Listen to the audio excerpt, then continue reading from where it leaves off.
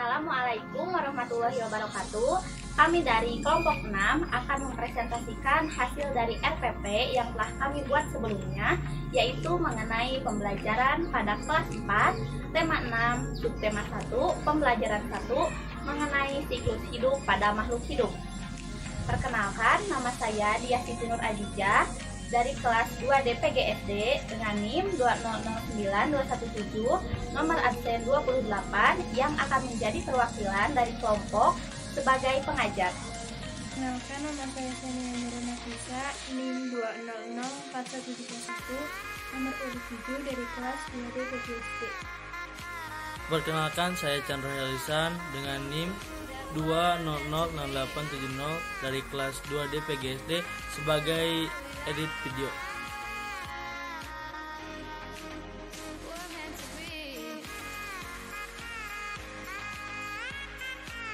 Assalamualaikum warahmatullahi wabarakatuh. Halo, selamat pagi semuanya. Sebelum belajar, marilah kita berdoa terlebih dahulu agar dimudahkan dalam proses pembelajaran. Berdoa dipersilahkan. Berdoa diakhiri. Apa kabar kalian semuanya? Alhamdulillah semuanya dalam keadaan baik ya. Hari ini siapa yang tidak hadir? Oh, hadir semua ya. Alhamdulillah. Nah, anak-anak, apakah kalian hari ini sudah siap mengikuti pembelajaran? Agar lebih semangat, mari kita tepuk semangat dulu yuk. Ya, ikuti setelah ibu ya. Tepuk semangat.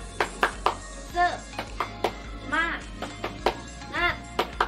Semangat. Ya. Sudah siap ya semuanya? Nah, hari ini kita akan belajar mengenai tema 6, subtema 1 dengan muatan pelajaran yaitu ilmu pengetahuan alam. Materi pelajaran ilmu pengetahuan alam yang akan kita pelajari pada hari ini yaitu mengenai siklus hidup pada makhluk hidup. Tujuan pembelajaran kita pada hari ini yaitu kalian dapat memahami apa itu siklus hidup pada makhluk hidup dan bagaimana cara pelestariannya. Apakah kalian memiliki hewan peliharaan?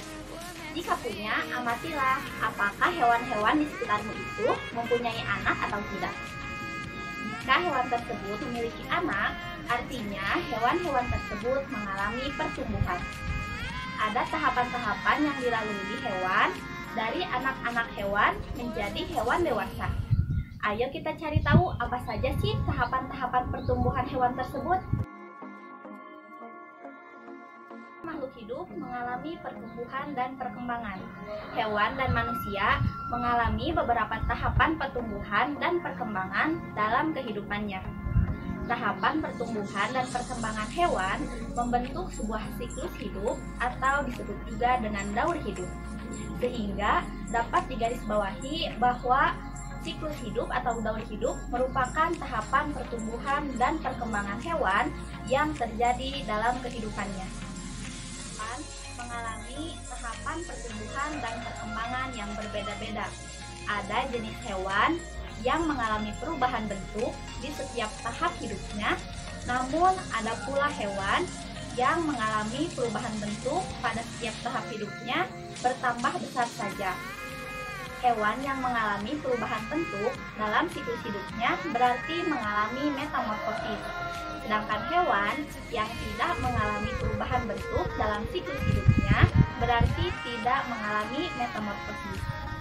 Di antara hewan yang mengalami metamorfosis, ada hewan yang mengalami perubahan bentuk pada setiap tahapannya, ada juga yang tidak.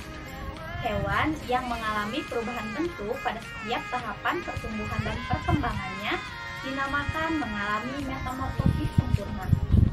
Sedangkan hewan yang mengalami perubahan bentuk hanya pada beberapa tahapan pertumbuhan dinamakan mengalami metamorfosis tidak sempurna. Nah, berikut akan dijelaskan mengenai tahapan-tahapan metamorfosis sempurna dan metamorfosis tidak sempurna. Kalian perhatikan dengan baik ya. Metamorfosis sempurna terdiri dari telur yang berubah menjadi larva. Setelah larva bertumbuh, maka akan berubah menjadi pupa atau kepompong. Dari pupa akan bertumbuh menjadi imago atau hewan dewasa.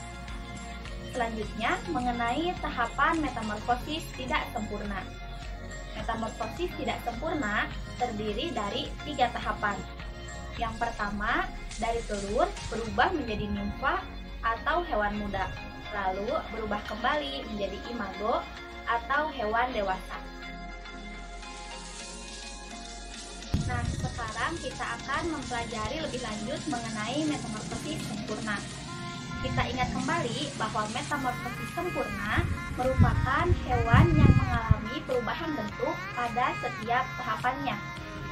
Contoh hewan dengan metamorfosis sempurna yaitu lalat. Lalat bermula dari telur, kemudian berubah menjadi larva. Setelah menjadi larva, dia berubah kembali menjadi kepompong atau pupa. Setelah kepompong itu menetas, maka akan bermetamorfosis menjadi lalat dewasa. Dan yang kedua yaitu kupu-kupu. Kupu-kupu bermula dari sebuah telur. Setelah telur itu berubah menjadi larva, larva akan berubah menjadi kepompong atau pupa.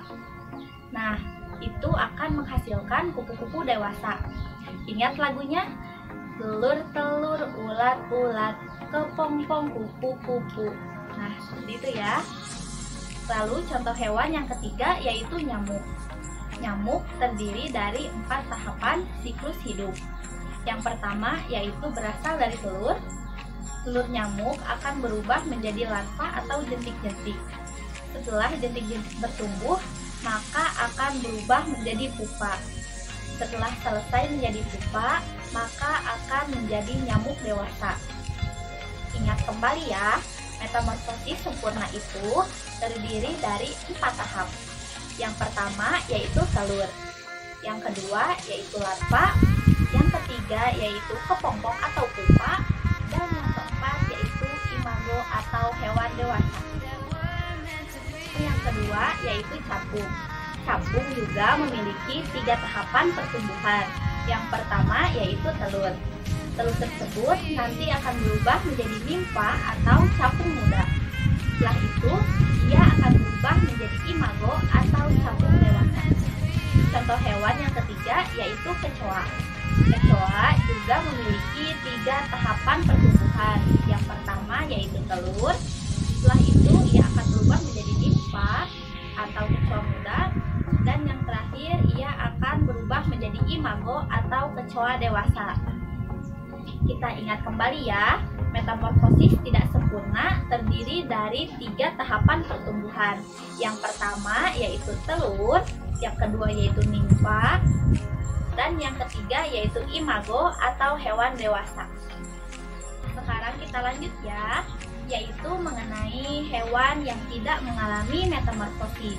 Ingat ya, ini merupakan contoh hewan yang tidak mengalami metamorfosis. Yang pertama ada kucing, yang kedua ada kambing, dan yang ketiga ada lumba-lumba. Masih banyak lagi hewan-hewan lain yang tidak melakukan metamorfosis. Kenapa hewan tersebut tidak melakukan metamorfosis? Karena sejak mereka dilahirkan, mereka sudah berbentuk seperti hewan tersebut. Misalnya, ketika kucing melahirkan, maka anak kucing akan sama persis seperti induknya, yaitu seperti kucing dewasa. Begitu pula dengan kambing, lumba-lumba, dan hewan lainnya. Nah, bagaimana pembelajaran kita pada hari ini? Seru bukan? Sekarang kita akan mengerjakan latihan soal, jadi tolong dikerjakan dengan baik ya anak-anak. Jika sudah selesai, hasilnya boleh dikumpulkan kepada ibu ya.